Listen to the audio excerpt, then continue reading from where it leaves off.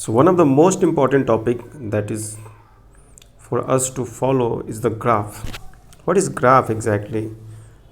Graph is graph in the physics, that what we are drawing is just a visualization that how a physical situation will look mathematically,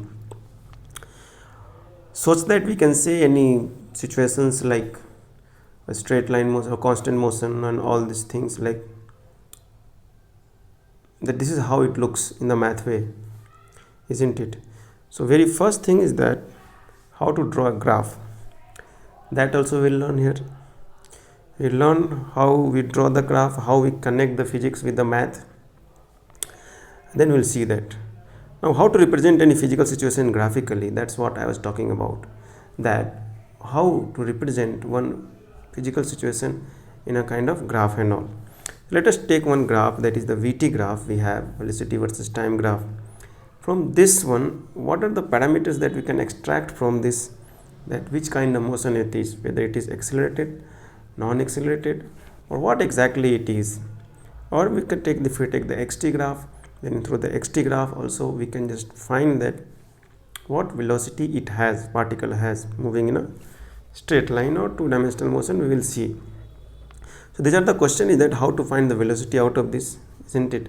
And the motion is accelerated or non-accelerated. The third thing that is very informative and intuitive is that from this chapter we come to know that how to connect one physical quantity with the geometrical aspect of the mathematics, isn't it? Here only we will learn, when in the further coming chapters we will use these ideas to incorporate to represent the other physical quantity also, like force versus time graph, acceleration versus time graph is already we will study here, that work versus time, work versus displacement, all these things, power and all, we will try to represent how we connect one physical quantity with the other physical quantity in the graphical way. So third question is that how to think in terms of graph.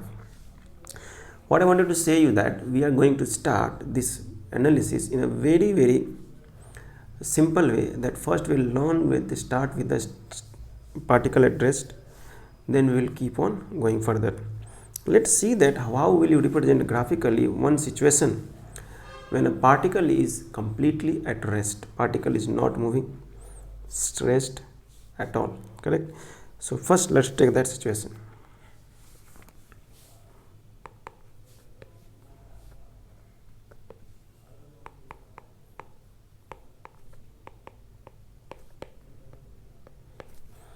Particle is rest. So moment I write the particle in rest, let's draw this line, this thought like this. Let us say the particle is at rest like this, or it might happen that the particle is at rest like this. On the y-axis it is at rest, correct? So if it is rest, what physics says? Physics says the first thing, the position of the particle is not changing. Very obvious, position is not changing. The moment no change is happening, then what is the velocity of the particle? Velocity equal to 0, and certainly this acceleration is going to be how much? 0. Can you see that? Now the same thing, same idea we are going to draw into the graph, that how it will look, correct? So let's see that, let's try to represent this one in a graphical way, and that first graph that we are going to select is going to be the xt graph, the x versus t graph, now, or y versus t graph.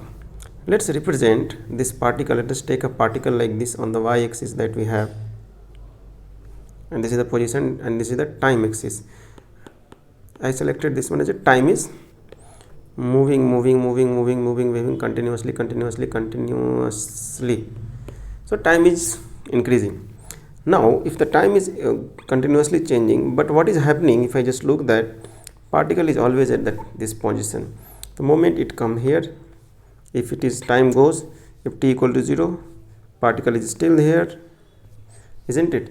T goes further goes, particle is still here, t further goes, particle is still here, sorry, this is wrong, let's draw this one like this, particle is still there,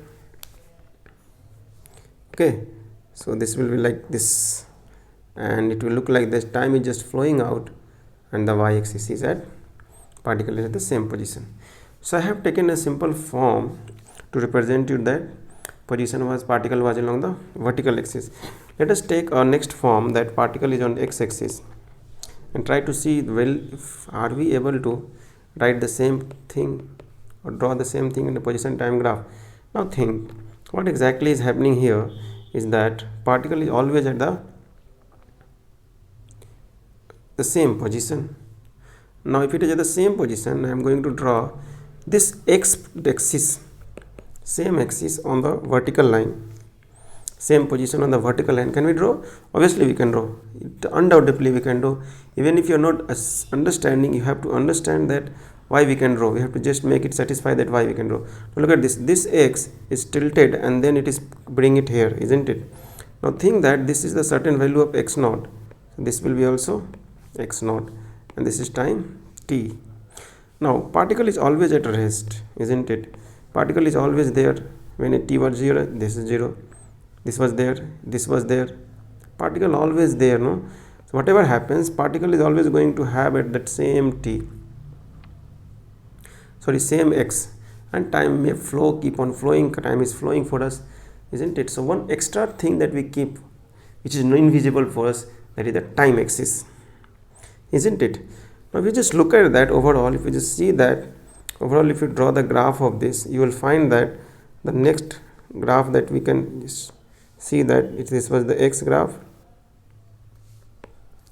and then this is the t graph, x axis, this is t axis, and then this was the position time graph for the particle at rest. If it is at positive one axis, if it is negative, it is going to be somewhere here, and if it is always at x equal to 0, so it is going to be like this. Understood? So if it is x equal to 0, it will always regard it as a 0. I have taken this to be the 0 here. Now to take away that we have to take from here. Now see the xt graph, it is parallel to the time axis. Means if xt graph is parallel to time axis, means what? Parallel to time axis, then particle is always at rest.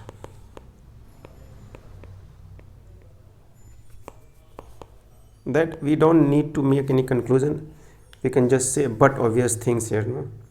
Particle was always at rest, time kept on flowing, but particle was always x 0 0 0, that position, this position. Now what was the physics in that? What is the velocity here? What was the velocity of the particle? Velocity of the particle was 0. Now in this one, in the graph, you just forget about this.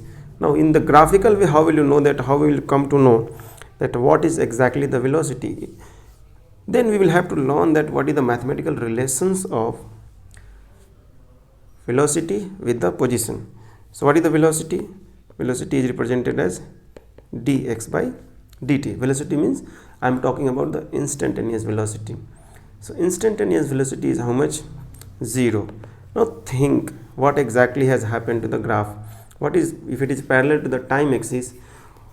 If it is parallel to the time axis, what is the information that it gives us? The information that it gives us is that its slope is 0. Correct or not? And you can see that the wave velocity as defined, dx by dt, also represents the slope of xt graph, isn't it? So just see the velocity in the position time graph or displacement time graph, we have to just consider the velocity, slope. Any doubt? Okay, to see the velocity from xt graph, what we have to observe? The slope of the xt curve. Understood?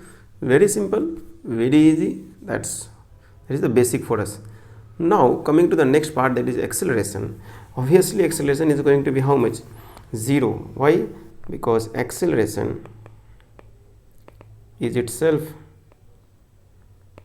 dv by dt and velocity is not changing, so this is going to be 0, because here we are not writing vt graph, so we can't say it is a slope or something like this. Correct? Let's see the another part.